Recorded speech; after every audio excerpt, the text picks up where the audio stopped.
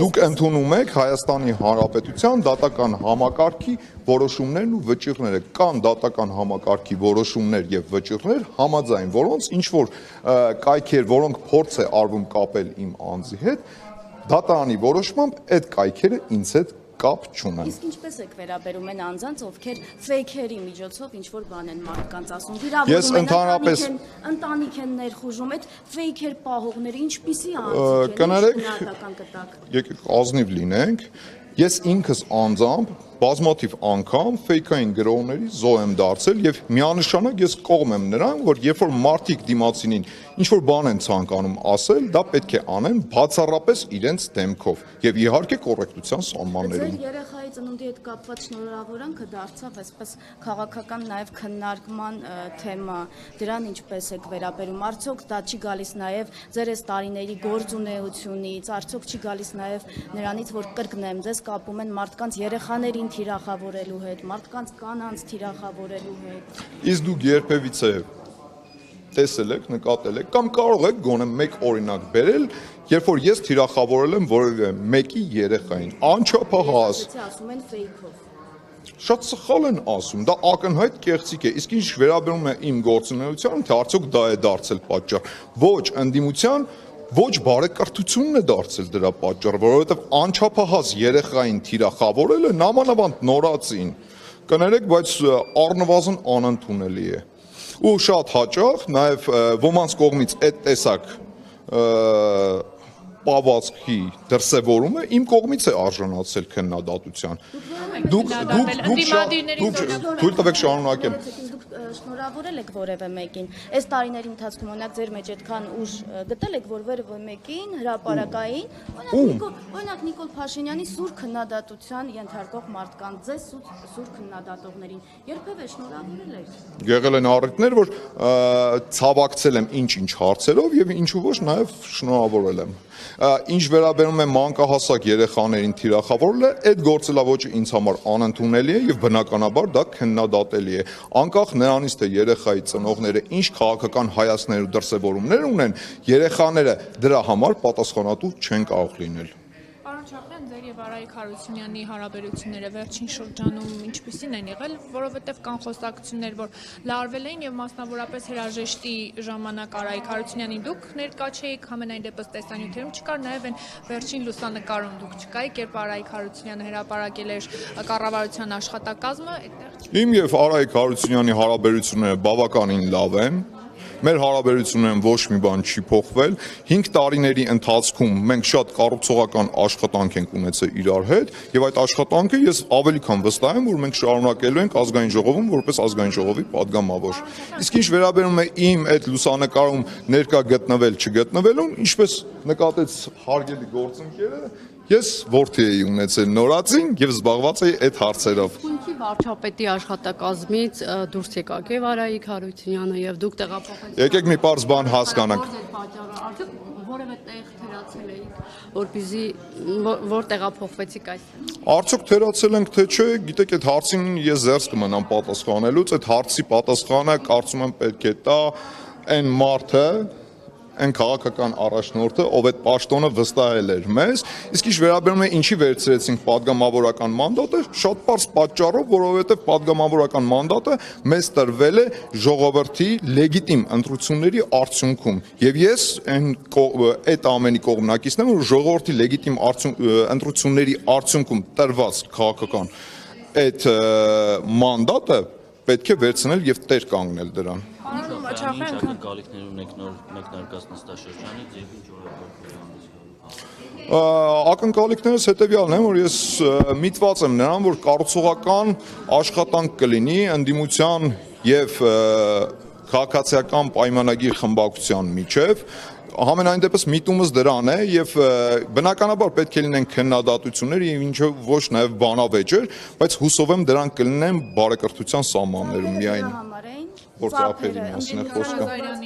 Ոչ միայն Էդգար Ղազարյան, ընդդիմության Իսկ հնչում էին, շատ լավ։ իշխանությունը ծափահարում էր, ծափերը ինչի համար։ Իսկ դրան զուգահեռ ինչի չնկատեցիք, որ երբ որ հնչում էին քաղաքացիական պայմանագիր խմբակցության ընտրված падգամավորների անունները, Նույն ընդդիմությունից եւ ոչ մեկ չէր ծափահարում։ Կարգով ասում են նման բան չկա։ Ընդդիմության падգամավորները նույնիսկ ոտքի չէին կանգնում, երբ որ իրենց անուններն էին հնչում։ Բայց դրա մասին ինչի չեք ինչի չեք խոսում։ Հետ կապված փաստացի падգամավորը հիմա չի կարողանում, հա, հավանություն չի նոր խորհրդարանը հավանություն չի արժանացրել, դատախազը չի եկել եւ այլն, բայց այդ մարդը չի կարողանում իր Հարգանքներս Արտուր Սարգսյանը անցնում է քրեական գործով ու դրա գիտեք ինչ կա քրեական գործով անցնող մարդը պետք բնականաբար անցնելու է ինչ-ինչ process-ներ ու դա նորմալ process է որ այս դեպքում օքեյ կա բայց դրա վճիռը ես չեմ տալու դա տալու է դատարանը դա տալու է քննիչը դրա պատասխանատուն ես չեմ դե կներեք էլի ես չեմ մեղավոր որ Արտուր Սարգսյանը անցնում է քրեական գործով կներեք Պարոն Չախյան, քանի որ դուք նաև մարզ եք ներկայացնում, մասնավորապես Շիրակի մարզը, ինչ եք անելու, ինչ փոփոխություններ եք բերելու Շիրակի մարզին եւ մասնավորապես Արթիկ համայնքին, չգիտեմ, դուք նկատած կլինեք, թե չէ, բավականին ոչ բարվոք վիճակում է գտնվում Արթիկի կենտրոնական հրապարակը քաղաքապետարանին կից, որի քաղաքապետը ձեր քաղաքական թիմի ներկայացուցիչ Անանիկ Ոսկանյանն։ Ես եթե չեմ սխալվում, եթե անկեղծ լինենք, չեմ հասցրել մանրամասն ուսումնասիրել, բայց եթե չեմ սխալվում, կա նախագիծ վերափոխելու ձեր նշած հրապարակը, ինչ վերաբերում է ինչ օրենսդրական փոփոխություններ կլինեն, ձերս կմնամ դեռ պատասխանելուց, ընթացքում կհասկանանք արդեն ինչ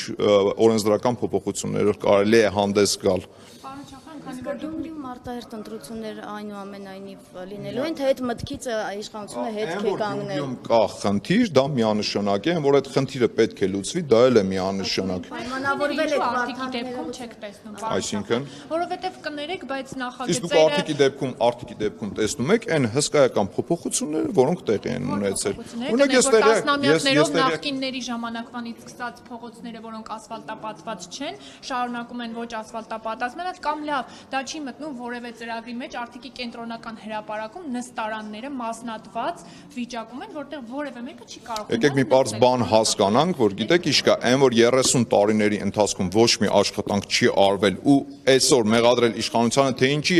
եկել եք իշխանության ու միանգամից բոլոր հարցերը չեք լուծում, կներեք,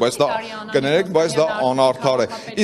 Իսկ նույն Արթիկում, նույն Գյումրիում ինչքան հարցեր են լուծվել։ Նույն Արթիկում քանի մանկապարտեզ է կառուցվել։ Ինչի դրա մասին չենք խոսում։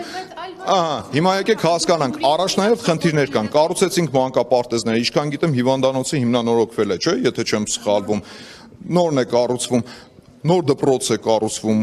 Բավականին է ձեզ ասեմ եղել։ Շատ լավ, նախկիններից որ մեկի օրոք է Արթիկ քաղաքում դպրոց կառուցվել։ Խնդրում եմ ասեք ու որ դպրոցը։ Խնդրում եմ ասեք։ Հիմնանորոգվել է նոր կյանքի միջնակարգ դպրոցը, որտեղ ես